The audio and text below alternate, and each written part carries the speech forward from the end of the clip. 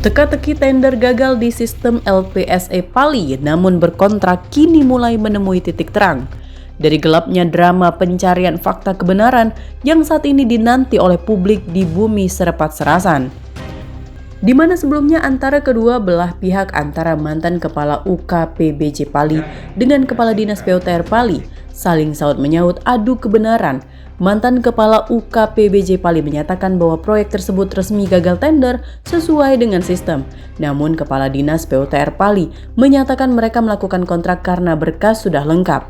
Sehingga Bupati Pali ikut angkat bicara, yang benar harus dikatakan benar, yang salah katakan salah. Saat ini kasus tender gagal ini sudah memasuki episode baru, yaitu aparat penegak hukum dalam hal ini Tipikor Polres Pali mulai bergerak mengungkap fakta yang sebenarnya. Ibda Indapit, Kanit Tipikor Polres Pali menyatakan saat ini tim Tipikor Polres Pali masih mendalami kasus ini dengan memanggil saksi-saksi yang terkait, dan Tipikor Polres Pali sedang menunggu hasil dari Inspektorat Pali. Untuk saat ini atas pengaduan yang kami terima dari masyarakat ya, terkait tender proyek tender yang ada di Simpang Tais di Kecamatan Talangudi Kabupaten Pali.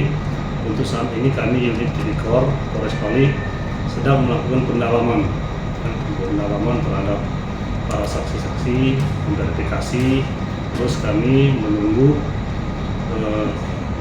tindak lanjut dari APIP atau Inspektorat Kabupaten Pali. Dengan telah ditangani oleh aparat penegak hukum, rakyat Pali menanti akhir dari kebenaran kasus ini. Semoga tim Tipikor Polres Pali bisa dengan cepat mengungkap fakta yang ada, sehingga hukum bisa ditegakkan dengan sebenar-benarnya dan seadil-adilnya. Dari Kabupaten Pali, Sumatera Selatan, Bisrun Silvana, iNews melaporkan.